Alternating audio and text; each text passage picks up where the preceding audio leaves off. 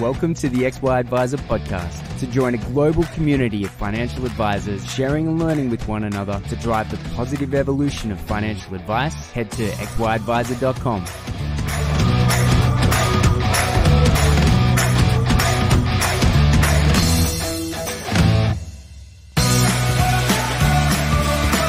This episode is proudly sponsored by Integrity Life. Just like XY Advisor, Integrity isn't afraid to push for positive change in our industry, especially when it comes to the cost of life insurance. Right now, many Australians are underinsured, but Integrity's working to change all that with sustainable pricing and discounts that last as long as the policy. Next time you need a quote, why not give Integrity a try? Head to integritylife.com.au/XY.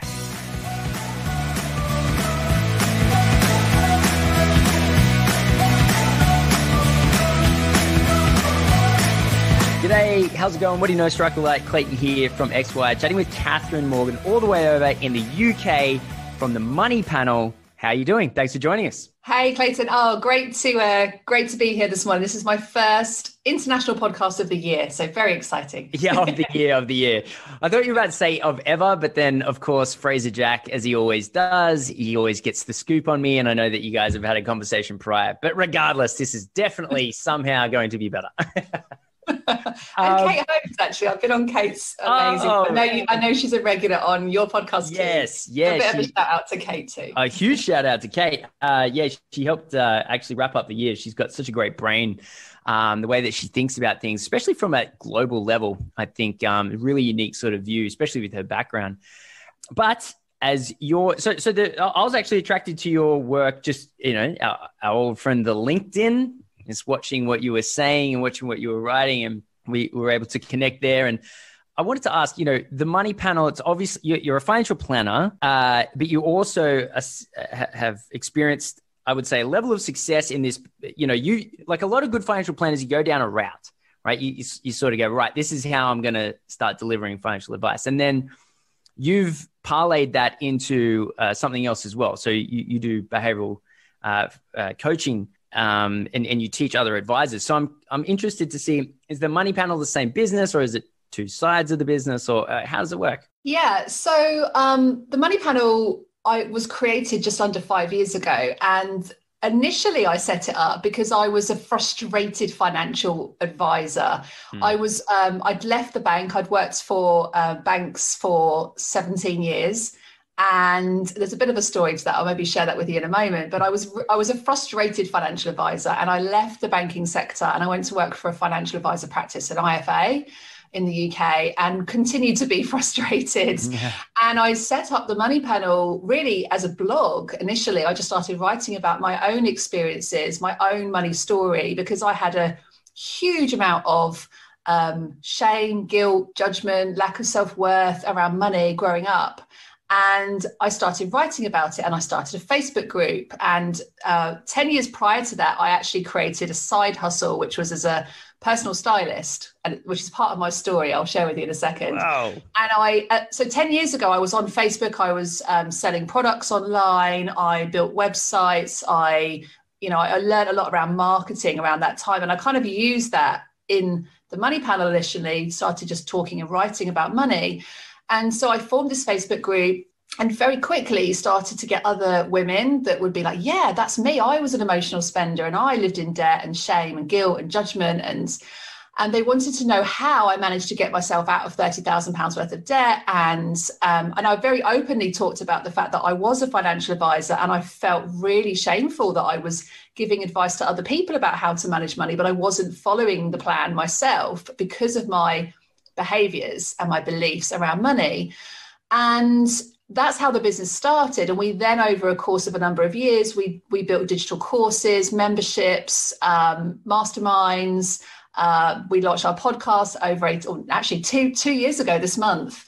And it's now in the top 1% of global podcasts. And we just loved helping women to have a better relationship with money. And I basically studied every book on the planet. I did a various number of training courses. I qualified in financial coaching. I did NLP, which is neuro-linguistic programming. I did trauma of money programs, learning more about financial trauma. So I just saturated myself with as much knowledge as I possibly could. Wow. And continue to do so today. And that's kind of how the business started. And what happened is that I was, I actually, how long ago was it now? It would have been, I would say maybe 4 years ago, I stumbled upon Next Gen Planners, which are an organization which I know you guys are familiar with in the UK, which is a bunch of incredible, forward-thinking, very collaborative financial planners. And they I would say actually saved my life, because at that time I was ready to walk away. And I remember saying to Adam Carolan, one of the co-founders, what can I do? I can't work in this practice anymore, because they were just swooping stuff under the carpet. So I need to either find a new home or leave the profession and and emigrate to Australia, because I've got family who live over here. And he was like, right, you need to speak to this guy. You need to speak to this person. You need to speak to this person. And so I found a new home as a financial planner. And I then started to kind of incorporate planning and coaching together. And that's where this just golden sweet spot just appeared, where I was like, wow, if I can help women to have a better relationship with money and then put the plan in place, then it will stick, and they'll feel better, they'll do better, they'll have better. And that kind of progressed over a few years. And then last year during lockdown, we had a lot of financial advisors coming to us and say, look, how do you do this? I'm seeing you all over social media, can see the kind of results you're getting for people. I want to bring this into my practice. So we launched a financial coaching certification program last year, where we now teach financial advisors how to incorporate coaching into their businesses. So that's kind of a whistle-stop tour of what the Money Panel is there to achieve.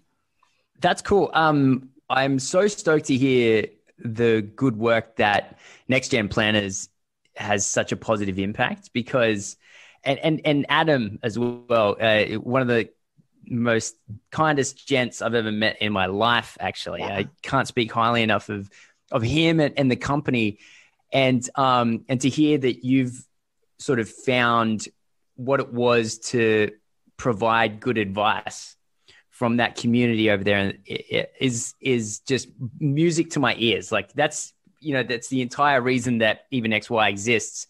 And so when you found the Next Gen guys and you were deciding at that point that you wanted to take advice into a different direction, were you already doing the NLP, and were you already diving into that, or was this sort of a moment in time where you said, actually, I need to dive into all of this? So was your progression into behavioral coaching even a side interest before it became a conscious focus?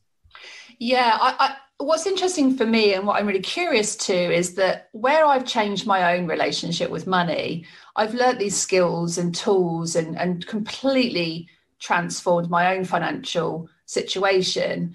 But I didn't really know what it was, if that makes sense. I was kind of doing all this behavioral work, and I was doing a lot of self-reflection.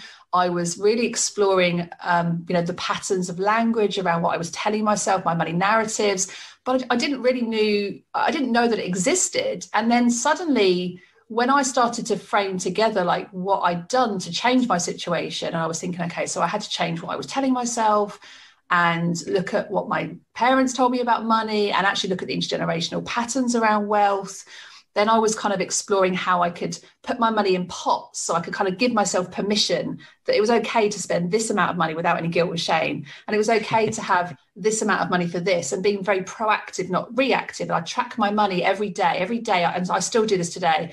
Every day I track what money comes in. So I'm very much expressing my gratitude for having wealth and keeping it, because that was the struggle for me, is that I would receive money quite easily. I'm quite a manifester, but then I would get rid of it as quickly as possible. And actually it came back to quite a core belief, several beliefs actually, but one of them was when I was about 8 years old, my dad used to take me to the bank in town, and he would pay money into our account every weekend. And he was a business entrepreneur. So we would walk down into the town, he would bank his money, And we would hand over this like little passbook to the cashier. And I still remember now the sound of the printer on the ink cartridge printing this little book.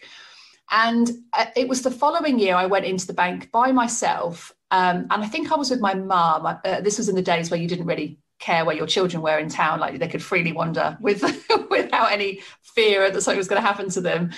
And I remember going into the bank and giving my passbook over. And when I received it back, the balance was zero. And I remember thinking, where's all my money gone? And I was so afraid to ask. I didn't ask anybody. And the belief that I carried, I found out later what had happened to the money. But as a child at that age, the story that I told myself was, someone's taken my money. I've got to spend it before somebody else does. And so when I had my first job, when I think I was 14, 15, was on an asparagus farm. It was the most horrific job ever. It was like in the depths of the UK winter. It was freezing cold. I still remember my hands getting, bitterly cold from hacking away at these different and grading them like first class and second class asparagus spears. And I remember receiving £5 like a bonus if it was really good pickings. And I remember vividly thinking, I've got to get rid of this as quickly as possible because otherwise somebody else is going to spend it for me. And just exploring these patterns of behaviors really made me realize, oh, okay, so I need to change these narratives. I need to change the meaning that I attach to that experience. And as I was going through this process, then I was thinking, oh, this is actually quite similar to NLP. This is similar to cognitive behavioral therapy. And then I was exploring financial therapy and financial psychology. And it just kind of all naturally came together, I suppose, because I was going through that process myself. And this is one of the things that we teach now in our training program, is that we want financial advisors to go through the process themselves. Mm-hmm. And it's been absolutely incredible. Some of the stories that financial advisors tell themselves about money and those biases can actually have quite a big impact unknowingly on the client meeting. Hands down. Because unknowingly we can sit there and agree and go, yeah, I don't think you should take that much risk. Or, yeah, I was the same when I had an inheritance. Or, yeah, money doesn't grow on trees. I heard that growing up about money. Yeah, of course you have to work hard. You can't run a business without working hard. We have these biases where we make agreements or disagreements with our clients, and that can have an impact on the decisions that they then go on to make. Definitely. Subconsciously or consciously, definitely advisors are leading their clients down paths. And the healthier that your financial planner has with a relationship with money in their own life can only have a positive impact upon the client, for nothing else than just simply the advisor wouldn't be putting their own biases onto the client, as you mentioned. It's kind of interesting in terms of financial planning, because there used to be a lot of value associated with getting things done. Like, oh, they've opened up an account, and oh, there's this set of investments is the investments that's going to blow you out of the water. You know what I mean?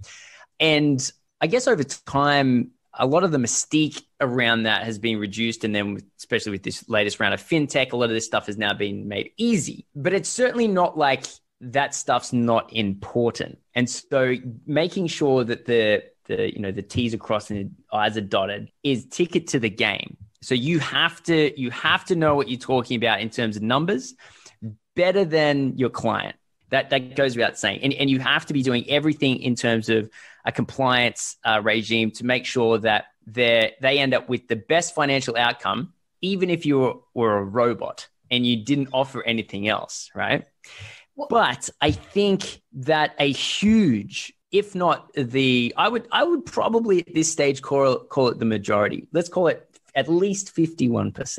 That would be my sort of, finger in the air litmus test. I would say that helping clients improve their relationship with money and make better decisions on a day-to-day basis produces better long-term outcomes. It does, because really the client has two main challenges. It's how they feel and how they behave. And if a client feels that they're not good enough, then they fear they won't have enough. And this fear of not enoughness is really strong with most clients. You know, most of us will want to know that we will be financially secure, that we'll be financially safe. And that's what's really interesting about the stories that we tell ourselves about money, is that the brain's main purpose is to keep us safe. And that's why we tell ourselves stories, even as children, you know, and I know, Clayton, you have children too, you know, it's children love to see and hear stories. That's the brain learns through stories. And so all of these stories and narratives that we've learned growing up around money create this blueprint of how we operate and how we feel about money. And if we feel that we aren't good enough or we won't have enough, then that will prevent us from taking risks, for example, when we know we need to be taking risks. And so those are the two biggest challenges for our clients. And when their behaviors are not aligned, then they self-sabotage, they don't follow the plan, or there's some resistance to the financial plan that we've created. They make poor decisions, or they don't make any decisions at all. And then finally is that they focus very much on coming away from pain rather than towards pleasure. So what's a really interesting concept is that most people set their financial goals around coming away from pain. Like, I don't want to be poor because my parents were poor, or I don't want to be stuck in this job working 70 hours a week because I don't want to work hard to make money. They're coming away from pain. And that's all good for short-term motivation, but we helping clients to find that intrinsic, deep-rooted internal motivation will actually really help them to be clear on their financial goals. I mean, how many clients, when you say to them, what do you want to do in retirement? They're like, I have no idea. When do you want to retire? I have no idea. That concept of retirement is so aged, you know, we need to change the language and change the curiosity and the types of questions that we're asking clients so that we can really help them to find their financial values. And the best way to do that is to look at a client's bank statement, right? The best way to understand what your financial values are, even as a financial advisor, is to look at your bank statements and look at what are you spending? Because a lot of what we spend is what we seek. What we spend is what we seek. And what we give is what we value. You know, often what we give away, if we give away our time, we value time. If we give away gifts, we value gifts. You know, it's looking at those behaviors and what sits behind the behaviors, the stories, the messages, the beliefs, because actually we can change experiences by changing the meaning. We can't change the past, but we can change the meaning that we're attaching to those experiences. And if we can help clients with those two challenges, they'll stick to the plan, they'll follow your plan, they'll follow your advice. They'll be less resistant, they'll take more risks, they'll feel more comfortable at times when the markets are going crazy. They'll feel more comfortable when an emergency happens and, you know, they have to use some of their cash. Some of them, the fact of just even using some of their cash, they're like, no, I can't touch that because that's my safety pot. And, you know, and it makes them feel unsafe. Yes.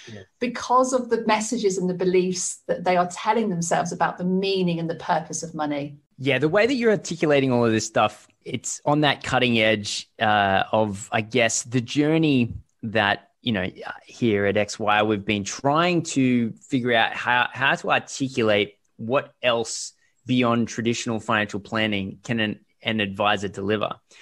And kind of the interesting thing that I'm finding with you is that a lot of people talk about frameworks, but and you can get a lot done with frameworks. And I'm a huge fan of frameworks, but you're using language that if I was uninitiated into this concept of financial planning, I'd be pretty scared of it.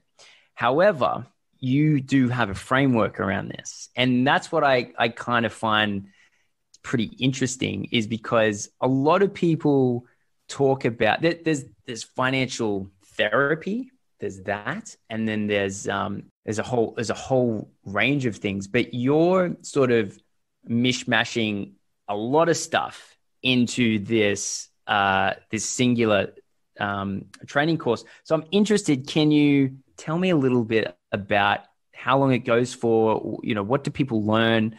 Yeah, and how is the course delivered? Yeah, and just to first acknowledge what you just said there about like that fear of, well, that seems like great, but like, how do you even use that in financial planning? And The first thing I think is to differentiate between coaching and therapy, because therapy is very, it's helping clients with their financial past. It's helping them to unpick some trauma perhaps that's underlying in some of their beliefs. And that does come up, and we do actually teach people in the program what to do in that situation. If something comes up and we know it's related to trauma or there's some red flags there, then we help advisors to explore how they can deal with that and, have maybe a point of reference or somebody that they can refer to.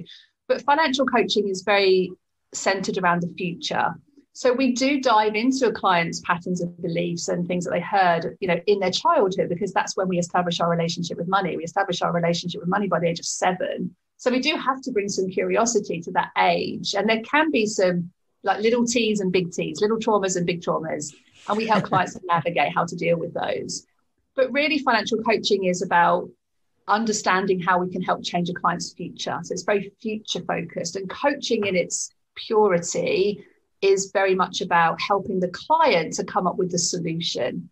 And what you're really doing is aiding a positive, safe space for them to have that conversation.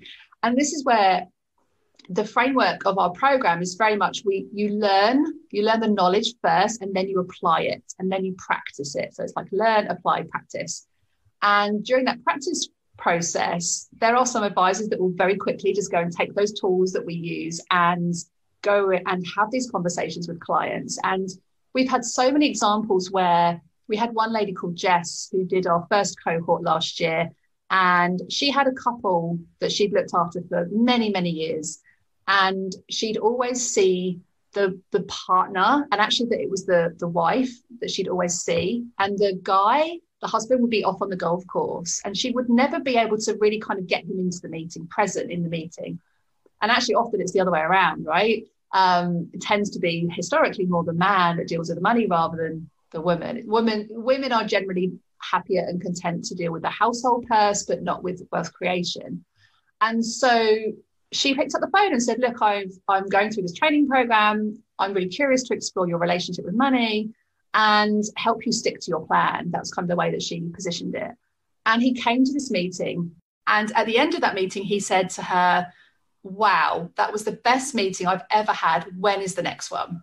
Oh. And she was so blown away with the fact that she'd been able to really hook on to something that was of interest to him, that was going to change something that he was struggling with. So she used that hook to explore, well, I keep asking you to spend more money. I keep asking you to make that will. I keep asking you to take more risks. And there's some challenge there. Can we explore this together?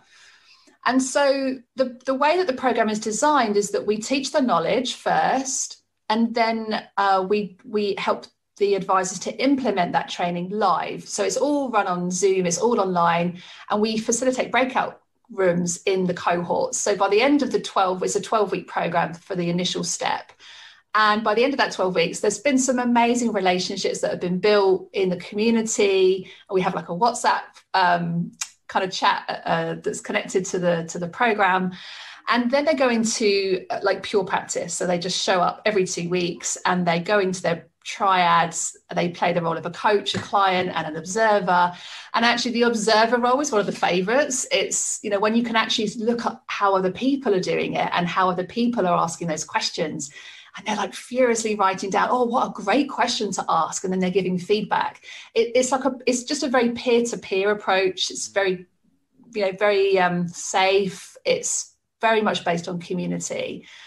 And at the end of that, that's when they get their certification. So for us, it isn't a fast program, because we don't want to just give people a title for the sake of giving titles. We really want to create professional standards around financial coaching. And we've actually got something coming next month, which we'll be able to share shortly, around how we're actually trying to support globally some standards around financial coaching. But that's the framework. So it's a 12-week program, pure practice, and then they get the certification at the end. Wow. So if I was an advisor, coming out of, because I came out of tax accounting and then I got really involved in sort of legislative type of financial planning, and then went into a sales-based role for about 12 months before eventually, it's kind of weird, I didn't do sales. Like sales was the last thing I learned in financial planning. And then a lot of this stuff took me a long time to figure out. And the whole reason why I went down this path was because a client said to me once, thank you for setting up, my retirement funds and my insurances and my investments, which all typically are long-term in nature. He goes, but what can you do to help me now? And I was absolutely gobsmacked by that question, mostly because out of all the years that I'd been in the personal finance realm, no one had ever taught me how to answer the question. I was sitting there self-employed by that stage, and that most basic of questions floored me to the point that I spent kind of the next 3 years deep diving into what ended up being like a lifestyle and financial framework. But it's awesome to see someone like yourself who's done that, but then has the ability to then teach others. Like I never got to that stage. By that time, I'd sort of decided that as much as I love financial planning, that I'll sidestep it for at least a little while. I always half think I'll go back into it. It's very alluring. But I've as yet, I haven't relicensed myself, but this type of financial advice. It's the kind of advice that's not wanted by everyone that's out there, but it's wanted by a segment of the market that has never been serviced. So everyone up until relatively recent who was paying for financial advice received, call it right brain financial advice. It was bam, bam, bam, bam, bam, bam, bam, bam, bam, bam. Still super valuable. And I don't think it's going anywhere. And I don't think those clients are going anywhere. And I don't think those financial planners are going anywhere. However, there was this whole, if you want to call it left side of the brain, financial advice, which has a huge market that had just never been serviced. And so all these clients who should have been getting financial advice were talking to an advisor and they were saying, hey, I can help you get 7%, to withdraw down on retirement to save you running out of money when you retire and draw down until you're 95. And that's great. There's definitely people who want that. And there's definitely people who can give that. But there's people who are walking and saying, actually, they wouldn't even be able to articulate that they had shame around money. Like a lot of this stuff is subconscious in nature, and they just know that there's a problem. They know that they need help. But traditionally, financial planners, although perfectly positioned to help them in this, haven't had the skill sets to do that. And that's exactly it. It's that gap, isn't it? It's that gap of knowledge of skills to be able to help clients, because actually sometimes and I'm sure anyone listening to this can think of an example of a client situation where the client said something like, oh, I can't possibly take any risks, or my dad said that pensions were bad, and I don't want to talk about pension wrappers. Yeah. We hear these things, but we're like, oh God, how do I deal with that? That's way too difficult. I'm just going to park that and I'm just going to carry on with my fact find, because that's what we're here to do today. Like, I totally get it. I've been in that situation.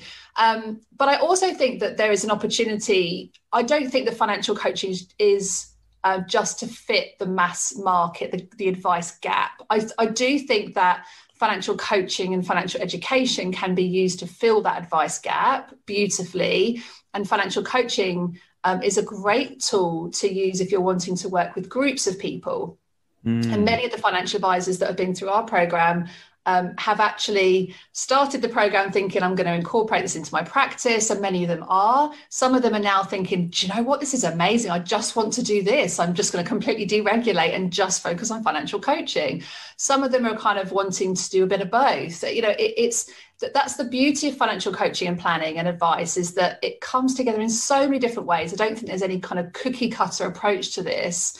But at the core of everything is that every single person makes decisions around money, and that's 90% based from our unconscious mind. 90% of the decisions that we make come from our unconscious mind. And what I mean by unconscious mind are things that we're not necessarily aware of at the conscious level. If you imagine like an iceberg, all the decisions that we make that we can see through our behaviors sit above the surface, but it's all the stuff that sits underneath the surface that's the golds, and if we can unpick some of that, almost like gently melt that up to the surface and explore that, through using some very clever tools and techniques, then you can still let them sit under the surface. We're not going into therapy, but we can really help them to bring those to the surface and then change and morph. And I'm just kind of playing with an iceberg theory here now, but you can help to change the client's behaviors. And actually, a client's behaviors are very obvious, right? We don't know what a client's telling themselves about money. We don't know what meaning they're attaching, but we can see it in their behaviors. And if you can see it in their behaviors and it's self-sabotaging them in some way, they're the kind of clients you want to explore financial coaching with and behavioral coaching. Yeah, that's a really good way of putting it. I'd love to know how you use it in your practice. Yeah, so we use it in two different ways. So I happen to run a completely separate financial coaching business, which is the Money Panel. And my personal brand, we do a lot of digital courses and trainings en masse. So with lots of people together. Now, there's a few reasons why we do that. One is because the power of women coming together to talk about money is incredible. Because when they can hear somebody else sharing a story, or hear that somebody else has got guilt and shame, or hear that somebody else has been through a divorce and that's had an implication on how they deal with money. It's that kind of collaborative approach. So that's the main reason why we do it in groups. The other reason is because our mission is to equip and prepare 1 million women to be financially resilient. Now, we can't do that with just working with one-to-one clients. So that's why we chose that business model. But for many advisors, including myself in the financial planning space, then we just bring it in as part of the process. We have it as a value add. We have it as a separate service within the business. So we don't force it upon every single client. We don't say you have to go through this process. And I know some advisors do, and that's also perfectly fine. It very much depends on your niche, right? If the more niche you are with your client base, the more you can decide whether financial coaching is right. The more you can decide what value adds would be right for your particular client. And I know that might be challenging for some advisors listening to this because maybe they're not super niche, maybe they're just quite broad financial planners, and that's okay too. But you'll have a bit of a more difficult job, I guess, trying to then understand, okay, so is it right for Mr. and Mrs. Smith? Is it right for Mr. and Mrs. Jones?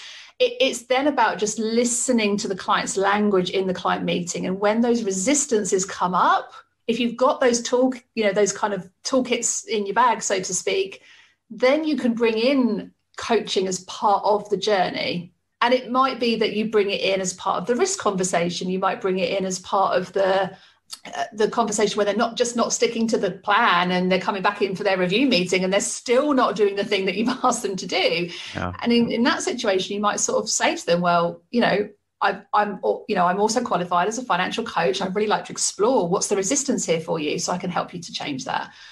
Would that be something you'd be interested in? And then you can kind of bring that in. But the change work has to come from the client. It's not our responsibility to say to the client, oh, well, you shouldn't think that about money, or don't be ridiculous. You can make money without working hard. Like, we can't tell the client that. Could you imagine? That's ridiculous, mate. Get out of my office. Why are you even my client? Oh, my God. It sounds like comical, doesn't it? But You'll be really surprised that when we go through the training program and we do a reflective exercise, so we ask the advisor to act in their capacity as a coach. And it's quite funny, actually, because the client will say something like, oh, yeah, so my dad told me that money doesn't grow on trees and he worked so hard, but then he went bankrupt. And I've got this massive fear that, that if I don't work hard, that's going to happen to me. And the advisor, as the coach, will say, wow, that's really I'm really curious to this. So tell me a bit more then about what working hard means to you. Or what did you learn from that experience? Or something like, they'll pick out a word that the client's used, like, I've got this fear. Tell me a bit more about that fear. and they'll just reflect the client's language back to them.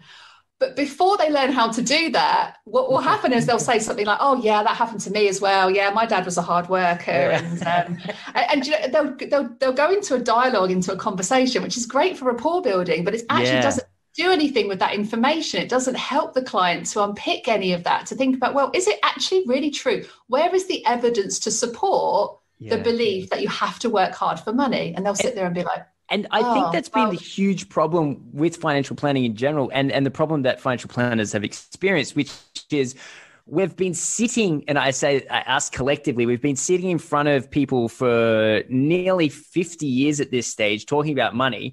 And that exact conversation has come up millions of times, and we've all sat there and gone, well, I don't know what to do about that. So, you know, how good's retirement? And so it's really, I'd say it's heartening to hear that somewhat, you know, we've moved, and because we've been doing this podcast now for like 5 years. And it's great to see the conversation get to a point where you're not just talking about it anymore. It's like, hey, this is how you can put this tool in your toolkit.